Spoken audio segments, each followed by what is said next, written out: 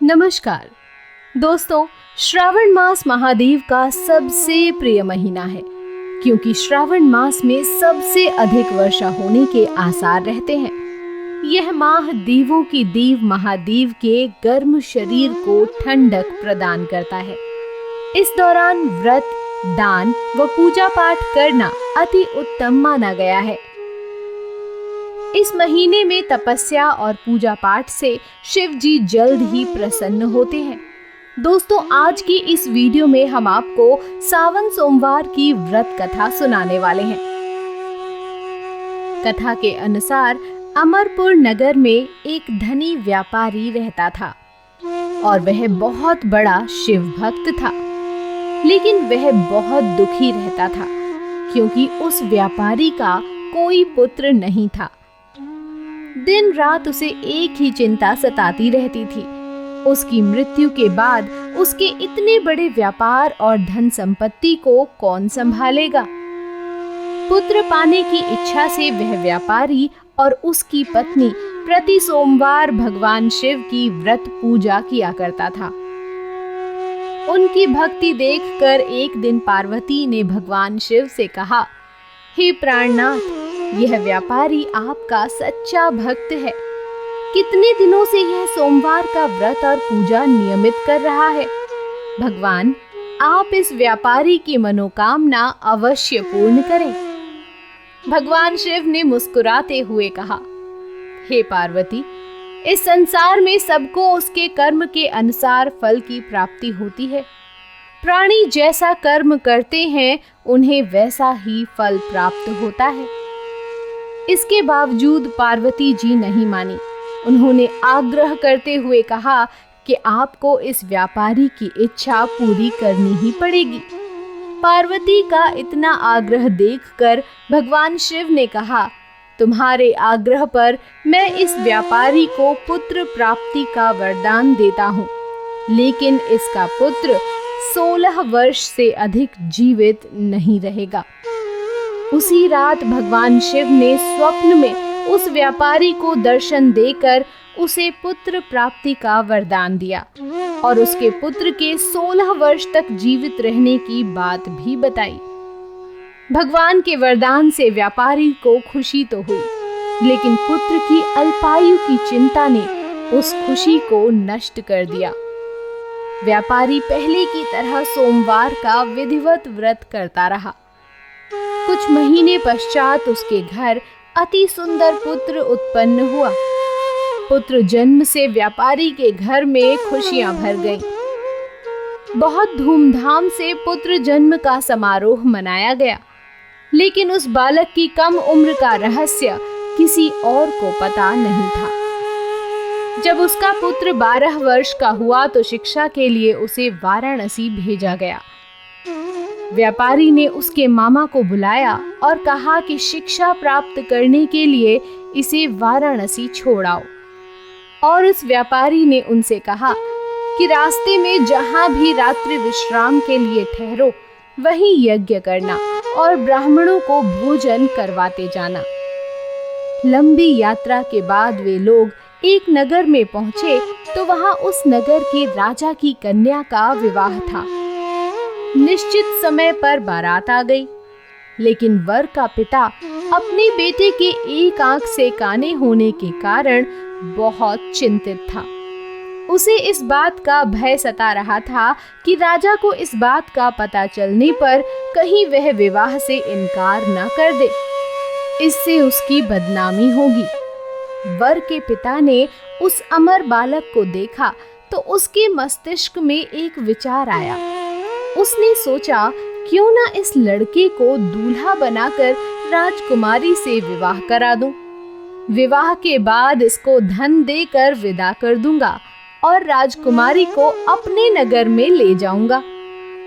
मामा ने धन मिलने के लालच में वर के पिता की बात स्वीकार कर ली। अमर को दूल्हे के वस्त्र पहनाकर राजकुमारी चंद्रिका से विवाह करा दिया गया। राजा ने बहुत सा धन देकर राजकुमारी को विदा किया। उस बालक ने राजकुमारी की ओढ़नी पर लिख दिया, राजकुमारी चंद्रिका, तुम्हारा विवाह तो मेरे साथ हुआ था। मैं तो वाराणसी में शिक्षा प्राप्त करने जा रहा हूँ। अब तुम्हें जिस युवक की पत्नी बनना पड़ेगा वह कान्हा है। जब राजकुमारी ने अपनी ओढ़नी पर लिखा हुआ पढ़ा तो उसने काने लड़के के साथ जाने से इनकार कर दिया। राजा ने सब बातें जानकर राजकुमारी को महल में रख लिया। उधर अमर अपने मामा के साथ वाराणसी पहुंच गया। अमर ने गुरुकुल में पढ़ना शुरू कर दिया। जब अमर की आयु 16 वर्ष पूरी हुई तो उसने एक यज्ञ किया। यज्ञ की समाप्ति पर ब्राह्मणों को भोजन कराया और खूब अन्न वस्त्र दान किए। रात को अमर अपने शयन कक्ष में सो गया। शिव के वरदान के अनुसार शयनावस्था में ही अमर के प्राण उड़ गए। सूर्योदय पर मामा अमर को मृत देखकर रोने पीटने लगा।